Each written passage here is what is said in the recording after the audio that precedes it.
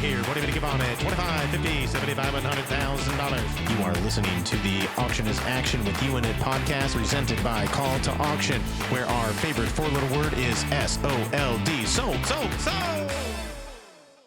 Well, hello there, everyone. Bobby D here with the Auction is Action with You in It podcast. I want to thank you so much for joining me today, because today we are talking about the Gala checklist, the top 10 things that you need to be focusing on to have a fantastic success at your next fundraising gala. So here we go. We're going to get into it. You need to be talking about your run of show, your call to action, paddle raise, your additional revenue generators, your silent auction sponsorships, marketing board of directors, committee engagement, audience development, and gratitude process. Did you get all that? Okay. Thank you all so much for listening. We'll see you. No, just kidding. We're going to go through each one of these. So our first opportunity for success, probably one of the most important pieces that you have for your fundraising gala to make sure that it is successful, is your run of show, and making sure that your run of show is tight. It is not boring, doesn't have boring speeches in the middle of it, has your live auction and your call to action paddle raise put in the right place, and making sure that you have your storytelling and putting your focus upon your mission and your impact that you are having, but also making it friendly, making it fun, and making it exciting and engaging, so that your audience never forgets the great time that they had and the amazing impact that they're having on your organization and those that you serve. Run a show is absolutely so important to make sure that you are maximizing every moment and every opportunity that you have within your program.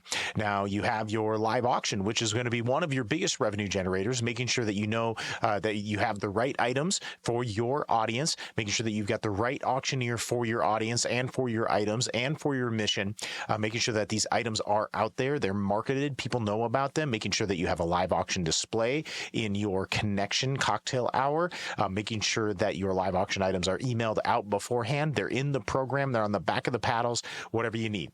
But yes, live auction, that is your number two item that you need to be thinking about. Number three, probably the most important part of all of your fundraising, is the call to action paddle raise.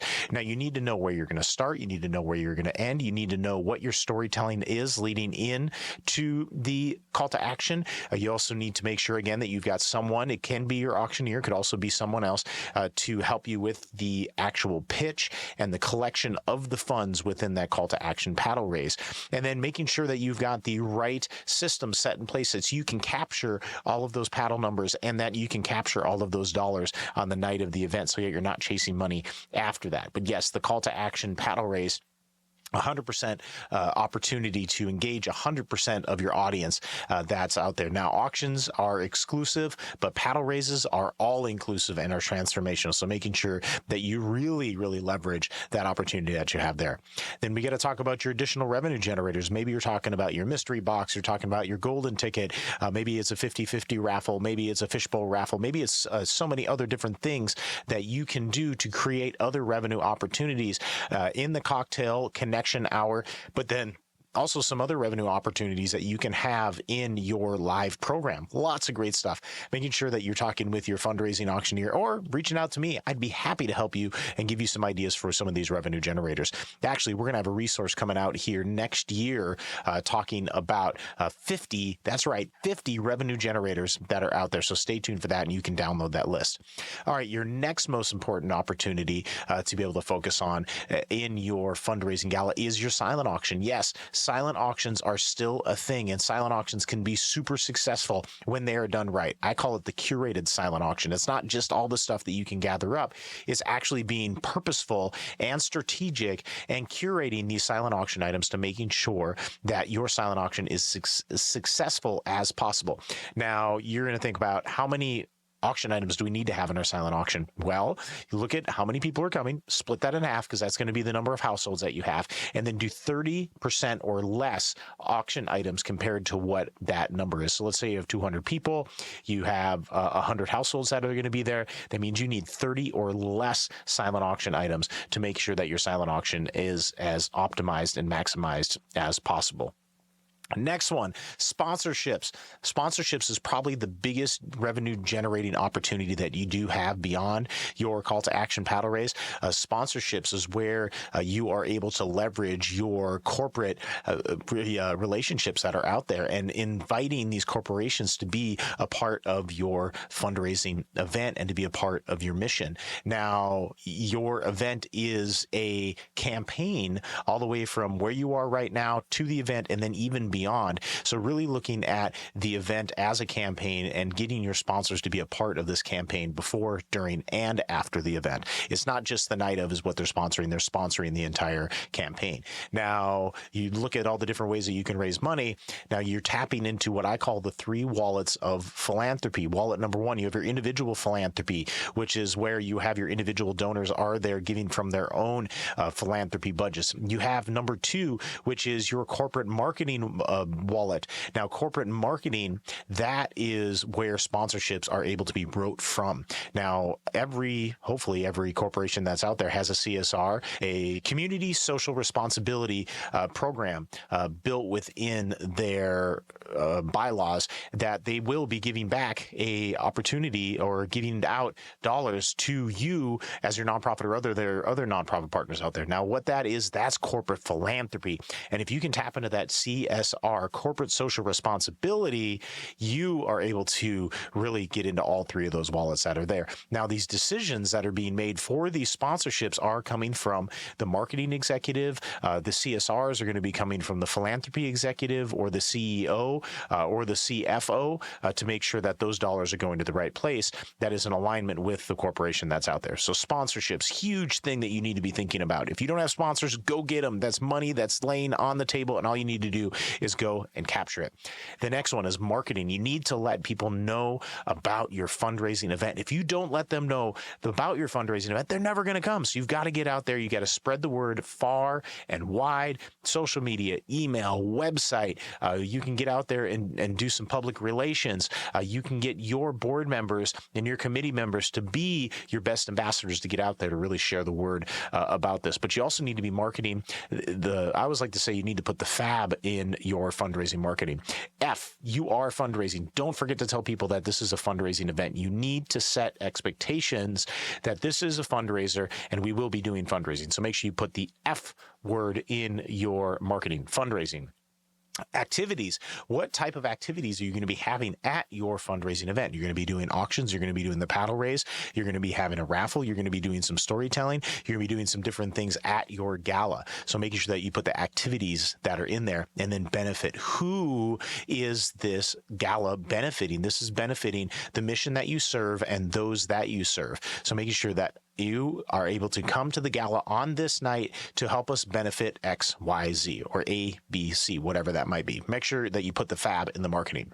The next one, board of directors and committee engagement, making sure that your board is on board with your fundraising event and making sure that your committee is focused on what you were there to do and what your goals are. And now your goals being fundraising, but then experiential goals, like what type of event do you want to create? You want to create something that's exciting? Do you want to create something that's engaging? Do you want to identify new donors? Do you want to cultivate and steward relationships of current donors? Do you want to feature and showcase some of your major sponsor relationships that are out there?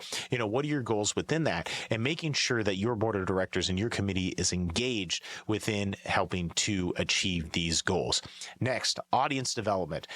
Your board of directors and your committee is helping to make sure that the right butts are in the seats. Now, you could invite 1,000 people, but if those 1,000 people aren't ready to give and ready to be generous at your event, and they don't have the connection or the capacity to give, they're not the right people to be in your room. You could shrink that 1,000 people to 300 people. That's 150 households that are there. And if they've got that connection and they've got the capacity, you are going to be having a record-setting night. Now, there's been times where I've raised hundreds and hundreds of thousands out of 200 people. There's been other times where we've raised 50,000 out of 1,000 people. It all really depends on who's in that room and the motivation that they had. So audience development is a huge component of your fundraising gala success. And then the final component is your gratitude process. How are you saying thank you at the event, after the event, but then immediately following the event? 24 hours, 48 hours. You got to be getting on those phone calls, getting your board of director to be doing those phone calls. Handwritten thank you notes are still a thing. They're super powerful and they're super valuable. And then making sure that you keep the post-event gala high going out into the world from your social media, from your emails, YouTubes, whatever it is, showing the success that you had and showing that energy and excitement and inspiration that you created at the event, making sure that that's getting out there. So these are the 10, that's right, count them, 1, 2, 3, 4, 5, 6, 7, 8, 9, 10 pieces, run of show, live auction, call to action paddle raise, additional revenue generators, your curated silent auctions, sponsorships, marketing, board of directors and committee engagement, audience development, and then your gratitude process. And then number 11, that invite to next year, putting that save the date that's out there, save it for next year, own your date, own the day, and be so amazing at your gala that people are going to come back. They're going to say that was the best gala I'd ever been to, and then they're going to bring in their friends that have, again, connection and capacity to your organization. So these are the top 10 things, the gala checklist that you need to be checking off to make sure that you are having a fantastic gala success. If you need help with this, please reach out to me, calltoauction.com, Bobby at Call to Auction. You can follow me online at Bobby D Auctioneer on Instagram. You can find me on LinkedIn. You can find us everywhere that the World Wide Web is, and just go ahead, type in Call to Auction on whichever search or ChatGPT, whatever you're using. I want to thank you all for all of the work that you are doing, making an impact in the world, changing the world, and dedicating your most valuable asset, which is time and your energy, towards the nonprofit that you are serving.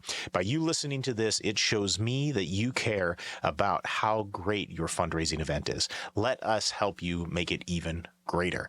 So thank you again, everyone. Bobby D with Call to Auction, and the Auction is Action with You in It podcast. Thank you again for listening, and we'll see you on the next episode. Bye, everyone.